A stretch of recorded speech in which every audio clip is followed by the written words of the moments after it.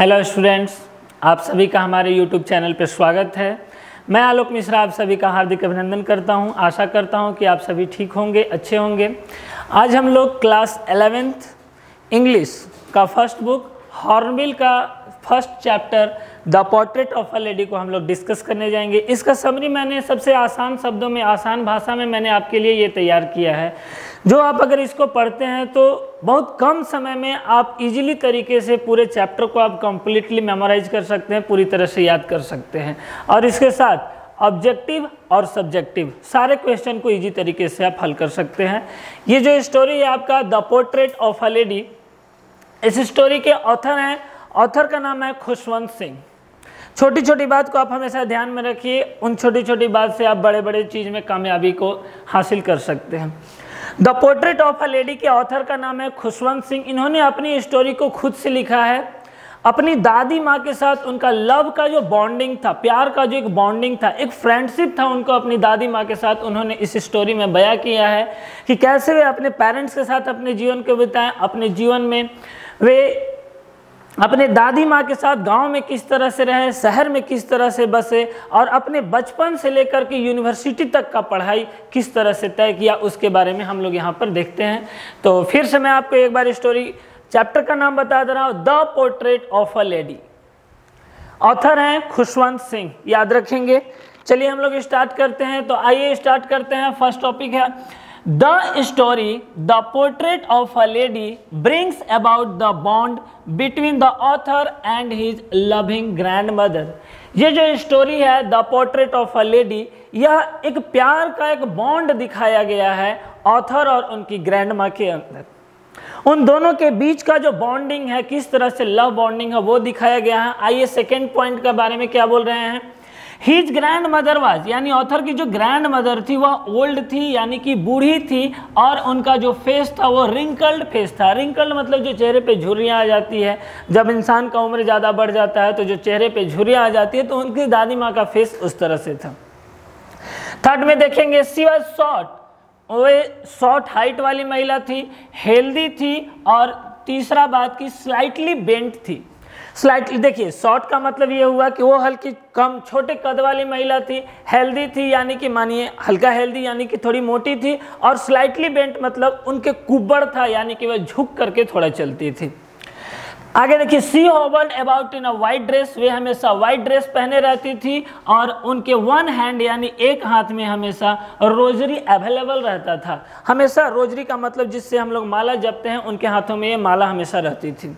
Next, सी kept her other hand, मैंने आपको already पहले बताया था कि उनके एक हाथों में रोजरी रहता था, और यहाँ पर अगला पॉइंट में मैंने आपको ये तैयार करके बताया है कि दूसरे हाथ उनके वेस्ट पर रहती थी, and her lips always moved in silent prayers. देखिए, जो इंसान स्लाइटली बेंट होता है वो अपने बॉडी को बैलेंस करने के लिए अपने कमर पे हाथ रख करके चलता है। जो इंसान झुक करके चलते हैं वे हमेशा अपने बॉडी को बैलेंस करने के लिए अपने वेस्ट पे यानी अपने कमर पे हाथ रख के चलते हैं। आपने ऐसा देखा भी होगा।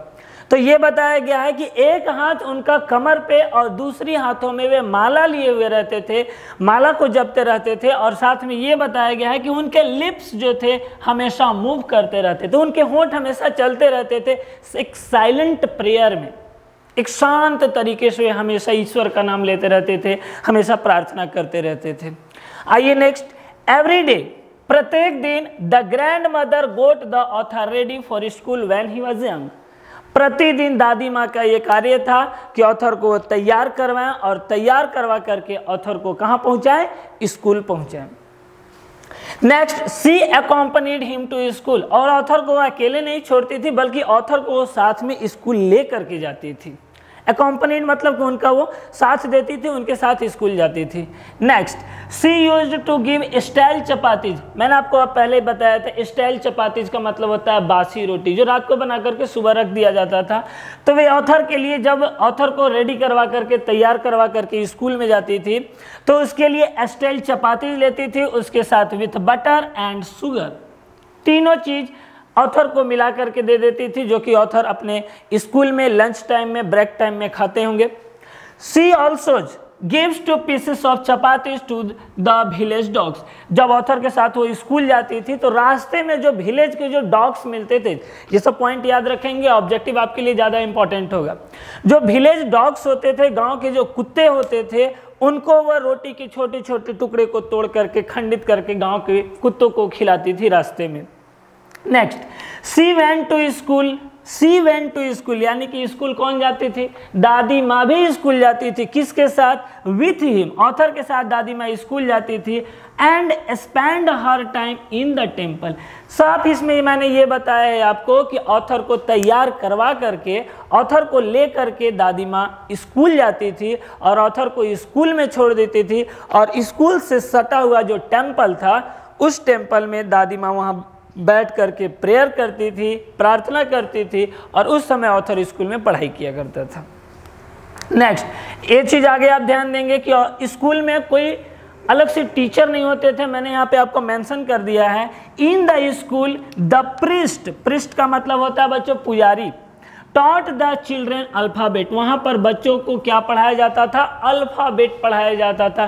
छोटे छोटे बच्चे थे, उन लोगों को अल्फ़ाबेट पढ़ाया यानी कि वर्णमाला पढ़ाया जाता था, और साथ में प्रे भी करवाया जाता था। दोनों चीज़ याद रखेंगे, मैंने यहाँ पे ओनली अल्फ़ाबेट मेंशन किया है, तो स्कूल में तो प्रेयर होना नॉर्मली बात है, अल्फ़ाबेट के साथ प्रेयर भी वहाँ पर कराया जाता था। Next, when the author's parents, जब ऑथर के पेरेंट्स सेटल्ड हो गए थे इन द सिटी, ऑथर के पेरेंट्स जब सिटी में सेटल हो गए यानी कि शहर में जाकर के अच्छी तरह से बस गए, तो she had to go there with them, तो दादी माँ भी और ऑथर भी स्कूल में चले गए। वे दोनों भी कहाँ वे दोनों भी शहर में चले गए, यानी कि जब उसके पेरेंट्स शहर में जाकर के बस गए, तो यानी कि जो खुशवंत सिंह थे, उनके माता और पिता शहर में जाकर के बस गए, तो उसके बाद दादी माँ को और ऑथर को, उन लोगों को भी वहाँ पर बुला लिया गया। मैंने इस स्टोरी का पार्ट 1 ये तैयार किया है, जो कि बहुत आसान शब्दों में मैंने स्टोरी के आधा पार्ट आपको मैंने एकदम सिंपल भाषा में मात्र 5 मिनट में मैंने आपको ये बताया। अगर आप रेडी रखेंगे तो आपके लिए एकदम आसान रहेगा। और अगले वीडियो में फिर हम आपके साथ मिलते हैं पार्ट 2 के साथ। Thank you so much.